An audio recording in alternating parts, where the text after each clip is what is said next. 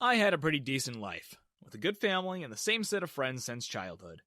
But after Dad was gone, my mom had been pretty lonely. So when she got married to my stepdad, I was really happy for her. He was a good man, and also had a daughter himself. My stepsister Laura was a sweet girl. I am so glad that our parents are finally together, Laura chirped one day at breakfast. Yeah, they look happy, I smiled. I hope that you can be a good stepbrother to me. Always look after me and protect me, she said with a faint blush across her cheeks. I understood what she meant. She had a bad leg, and that's why students were mean to her in her previous school. She gave up on the wheelchair, but struggled to get across the room quickly. I carried her sometimes around the house. Thank you, Noah.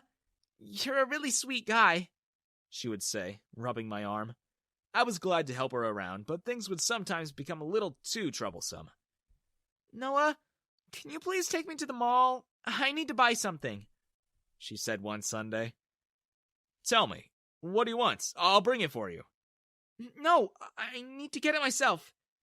Can't you take me? I'll be good.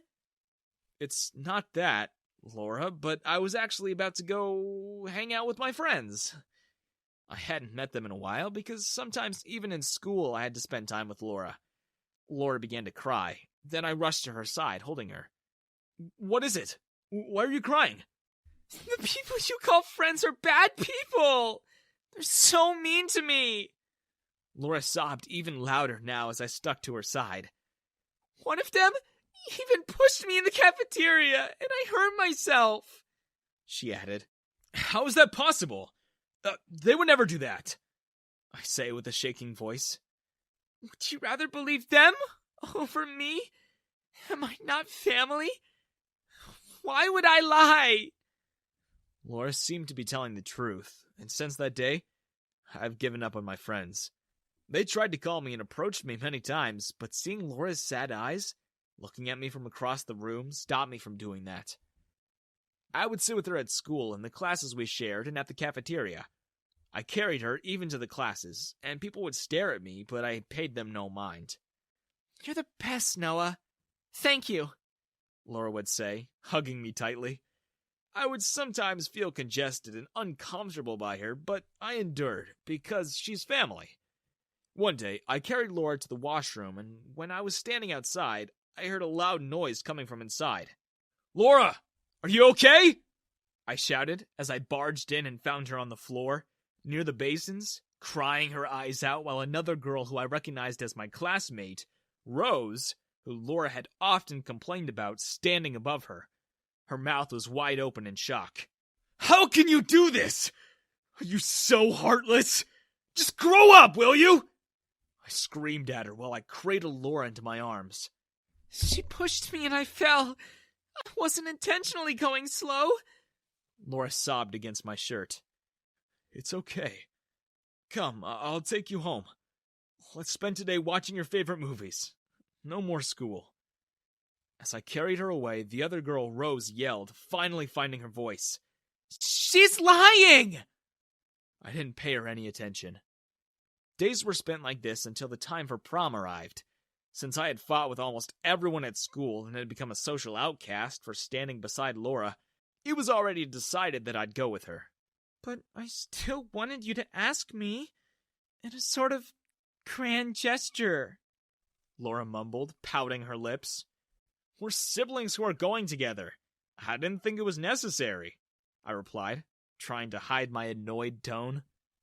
One day, when I was alone in the library, studying for my finals, Rose approached me.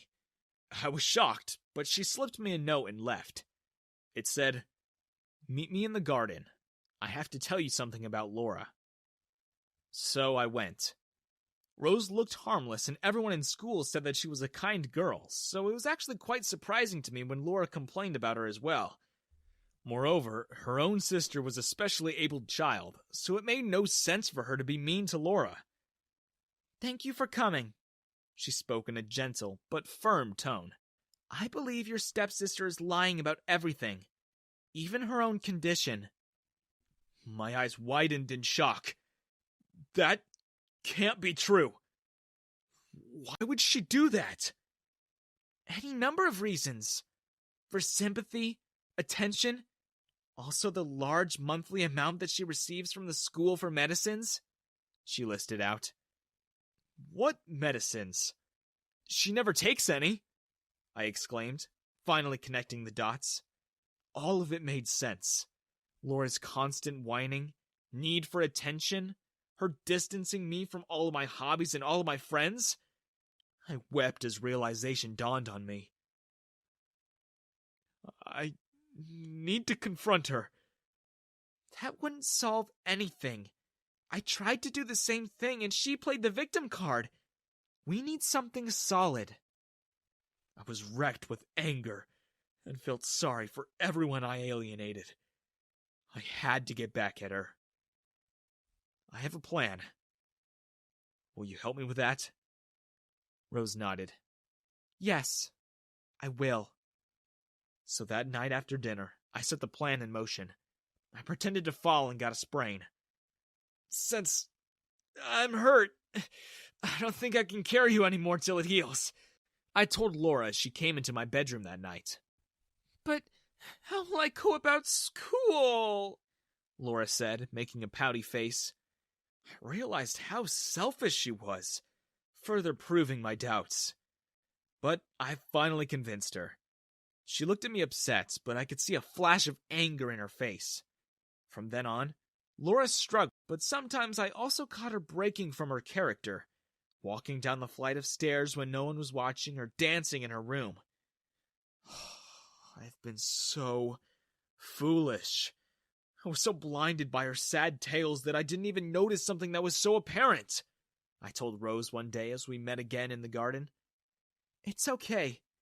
It's hard to catch such things. We all want to trust in humanity, but sometimes people take advantage of it. Rose smiled sadly. I met with Rose quite a few times, either to discuss or plan, or simply to hang out with her. She was a kind soul, and I found myself often thinking about her. Sorry for involving you in this plan of mine. No, don't worry. I'm happy to help, Rose replied with a smile. I also went back to my friends, apologizing to them, and they gladly took me back. It's okay. It happens, one of them said, hugging me. You're our old friend. We can't stay mad at you for long, another one chimed in. As days passed and prom was just around the corner, I saw Laura becoming more restless. But you'll go with me to prom, right? She asked for the millionth time. Yes, but I can't dance. It still hurts to walk. Oh, come on. It can't be that bad. When I widened my eyes at her statement, she took her words back. I just want to have a good time. You've been distancing yourself from me. Hanging out with your friends and that Rose girl. I told you I don't like them. How do you know all that? I asked, feigning ignorance, but I already knew that she had gone through my phone, where Rose and I shared flirty messages, and we also often met in the school cafeteria for Laura to see. I like her. She's not as bad as you make her out to be. You should get to know her, I added. Laura gave a small smirk before going back to acting sweet. No thanks. It was all part of the plan, and it seemed to be working. Laura was on edge as she wasn't getting the attention she desired. On the night of the prom, I accompanied Laura. She clung to me all throughout the party, but I was able to somehow ditch her as I met up with Rose. Where are you going? She asked suspiciously. To meet Rose in the garden. Be back soon, I said, knowing very well that she would follow. Rose looked radiant and glowing under the fairy lights. My heart ached as I knew Rose was only helping me, pretending to be interested in me. But I really liked her. I don't want you to think that I'm using you. If you still want to back out, we can, I said to her in an apologetic tone. No, I'm sure about this, Rose insisted. You're so considerate, Rose. And one more thing. I genuinely like you. Not everything was a game to me. Rose smiled as she blushed hard. I know. I like you too. I was glad that my feelings were out in the open, and she reciprocated in the same way. We kissed, and even if it was for Laura to see, who was now snooping behind the water fountain, it felt genuine.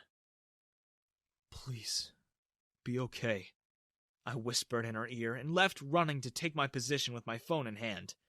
That is when Laura came out, screaming at Rose. "How dare you kiss him! Noah is mine!"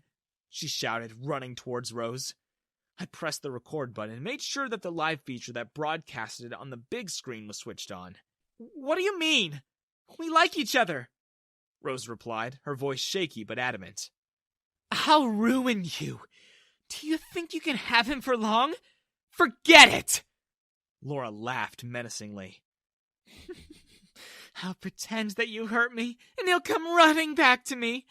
You might have seduced him somehow, but I'll get him back," Laura added. "Till when are you going to act? Isn't it tiring for you, faking a limp to get sympathy?" Rose asked with a genuine concern in her voice. But Laura only laughed, and when she approached Rose with a fisted hand, I decided to step in. "Enough is enough, Laura! Your secret is out now." Laura fell to the floor, crocodile tears welling once again in her eyes. "No, you're mistaken. She hit me after you left," she whined. "Please, stop this act. You're disappointing not just me, but also your parents. Your poor father is always so worried about you, thinking that you can't settle in and the medicines are not working. If not for him, at least for yourself. Stop this and try to lead a normal life."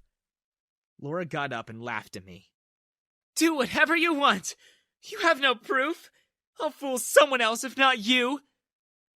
"This ends tonight," I said as I showed her the recording playing on the big screen of the auditorium.